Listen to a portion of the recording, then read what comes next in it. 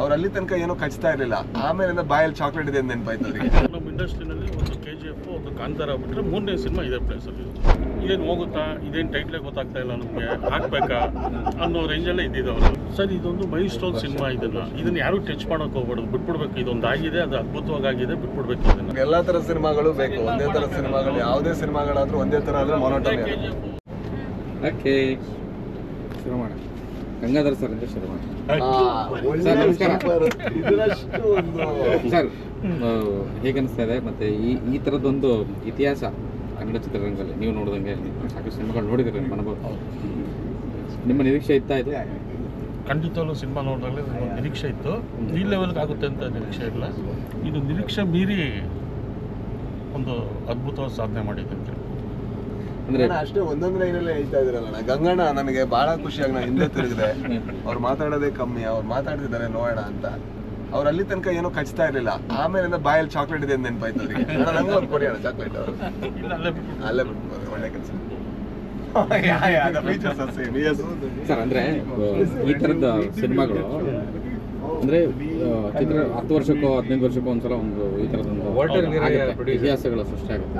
ಆ ಒಂದು ವಿಚಾರಕ್ಕೆ ಬೀಂಗ್ ಎ ಡಿಸ್ಟ್ರಿಬ್ಯೂಟ್ರು ದೊಡ್ಡ ಸಿನಿಮಾ ಮಾಡಿದ್ದೀರಾ, ಈ ಥರದೊಂದು ಸಿನಿಮಾ 100 ಕೋಟಿ ಮಾಡುತ್ತೆ ಅಂತಂದರೆ ಸೊ ಈ ಲೆಕ್ಕಾಚಾರ ಹೇಗೆ? ಸರ್, ಫಸ್ಟು ನಮ್ಮ ಇಂಡಸ್ಟ್ರಿನಲ್ಲಿ ಒಂದು KGF, ಒಂದು ಕಾಂತಾರ ಬಿಟ್ಟರೆ 3ನೇ ಸಿನಿಮಾ ಇದೇ ಪ್ಲೇಸಲ್ಲಿ. ಇದಂತೂ ಪಕ್ಕಾ ಜಿನೇನ್ ವರ್ಷ. ಸರ್, ಒಂದು ಕುತೂಹಲ ಸರ್, ಈ ಥಿಯೇಟ್ರ್ನವರು ಅಂದರೆ ಸಿಂಗಲ್ ಸ್ಕ್ರೀನ್ಸು ಈ ಥರದ್ದೆಲ್ಲ ನೀವು ಫಸ್ಟ್ ಸಿನಿಮಾ ಕೊಡ್ತೀವಿ ಅಂತ ಅಂದಾಗ ಅಥವಾ ಅದು ಮಾಡೋದು ಅವ್ರು ಯಾವ ಥರ ರಿಯಾಕ್ಟ್ ಮಾಡಿದ್ರು ಸರ್ ಈ ಸಿನಿಮಾ ನೋಡೋದು? ಇದೇನು ಹೋಗುತ್ತಾ, ಇದೇನು ಟೈಟ್ಲೇ ಗೊತ್ತಾಗ್ತಾ ಇಲ್ಲ ನಮಗೆ, ಹಾಕ್ಬೇಕಾ ಅನ್ನೋ ರೇಂಜಲ್ಲೇ ಇದ್ದಿದ್ದವರೆಲ್ಲ. ನೆಕ್ಸ್ಟು ಒಂದು ಶೋ ಆದಮೇಲೆ ಅದು ವ್ಯಾಲ್ಯೂ ಏನು ಅಂತ ಪ್ರತಿಯೊಬ್ಬ ಎಕ್ಸಿಬಿಟ್ರು ಫಸ್ಟ್ ಗೊತ್ತಾಗಿದೆ.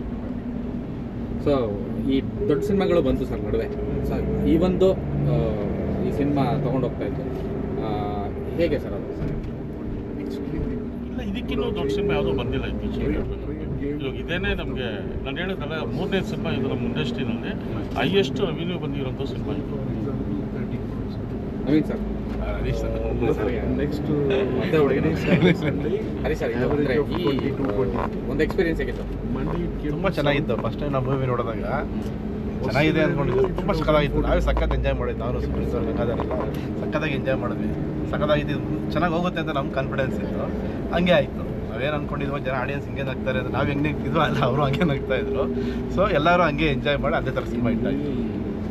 ಹೊರಗಡೆ ದೇಶದಲ್ಲೆಲ್ಲ ರಿಲೀಸ್ ಮಾಡಿಕೊಂಡು ಓವರ್ಸೀಸ್ ಕಲೆಕ್ಷನ್ ಈ ಥರ ಯಾವತ್ತೂ ನೋಡೇ ಇಲ್ಲ. ಇಲ್ಲ, ಇದು ತುಂಬ ಚೆನ್ನಾಗಿತ್ತು. ಅದು ರೀಸೆಂಟಾಗಿ ಮೂವಿ ಅದು ಬಂದಿರಲಿಲ್ಲ, ಕಾಂತಾರದಲ್ಲಿ. ಹೊರಗಡೆ ತುಂಬ ಒಳ್ಳೆ response. Malayalam Kannada first release ಮಾಡಿದ್ರು, ತುಂಬ ಚೆನ್ನಾಗಿತ್ತು. ಮಲಯಾಳಂ ಚೆನ್ನಾಗಿ ಬಂದಿತ್ತು. ಎರಡು ಲ್ಯಾಂಗ್ವೇಜ್ ಸೂಪರ್ ಚೆನ್ನಾಗಿ. ಸೊ ಇವತ್ತು ದುಬೈ ಆಲ್ರೆಡಿ 2 ಶೋ ಆಗ್ತಿದೆ. ಆಲ್ರೆಡಿ ಬೇರೆ ಶೋಗಳು ನೋಡಿದ್ರೆ ಏನ ಅಂದರೆ ಬೇರೆ ಭಾಷೆಯವರು ಇಲ್ಲಿ ಹೊರ ದೇಶದಲ್ಲೂ ಬೇರೆ ಭಾಷೆಯವ್ರು ನೋಡ್ತಾರೆ ಅಂತ ನೋಡ್ತಾ ಇದ್ದಾರೆ.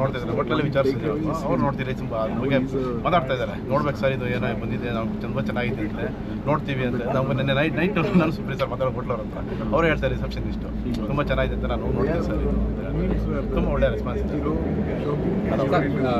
ಈಗ ಬೇರೆ ಕರ್ನಾಟಕದಲ್ಲಿ 3 ವಾರ 4 ವಾರ ಅಲ್ಲ ಸಿನಿಮಾ ಥಿಯೇಟ್ರಲ್ಲಿ ನಿಲ್ಲೋದೇ ಕಷ್ಟ. 5ನೇ ವಾರ ಆಗ್ತಾ ಇದೆ ಮತ್ತು ಇನ್ನೂ ಜಾಸ್ತಿ ಥಿಯೇಟರ್ಸ್ ಆಗಿದೆ. ಸೊ ಇವಾಗ ಸರ್, ಈ ಟ್ರೆಂಡ್ ಬಂದು ಒಂದು 2010 ಬಿಫೋರ್ ಇತ್ತು. ಏನು ಒಂದು 50 ದಿನ 100 ದಿನ ಅನ್ನೋ ಸಿನಿಮಾ ಬಂದು 2010 ಬಿಫೋರಾಗೆ ನಾವು ನೋಡ್ತಾ ಇದ್ವಿ. ಅದಾದಮೇಲೆ ನೋಡಿದೆ ಕಾಂತಾರ ನಾವು ಫಸ್ಟು. ಏನು 50 ದಿನದವರೆಗೂ ಜನ ಬರ್ತಾ ಇದ್ದಾರೆ, ಫುಲ್ ಹೋಗ್ತಾ ಇದೆ ಅನ್ನೋದು. ಈ ಡಿಜಿಟಲ್ ಮೀಡಿಯಾ ಇದೆಲ್ಲ ಬಂದಮೇಲೆ ಇದು ಬೇರೆ ಥರ ಒಂದು ಜನಕ್ಕೆ ಅಟ್ರಾಕ್ಷನ್ ಮಾಡ್ತಾ ಇದೆ ಸರ್.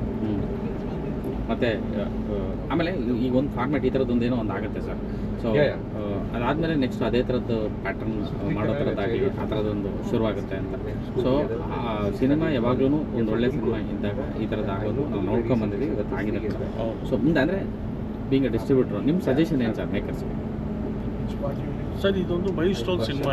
ಇದನ್ನು ಯಾರು ಟಚ್ ಮಾಡೋಕೆ ಹೋಗ್ಬಾರ್ದು, ಬಿಟ್ಬಿಡ್ಬೇಕು. ಇದೊಂದು ಆಗಿದೆ, ಅದು ಅದ್ಭುತವಾಗಿದೆ, ಬಿಟ್ಬಿಡ್ಬೇಕು. ಇದು ಬಿಟ್ಟು ಬೇರೆ ಥರ ಹೋಗ್ಬೇಕು ಹೊರತಾಗಿ ತಿರ್ಗಾ ನಾವು ಇದೇ ಥರ ಮಾಡ್ತೀವಿ ಅನ್ನೋದನ್ನ ಒಂದು ಘಟಕ ಅಷ್ಟೇ. Okay sir, thank you.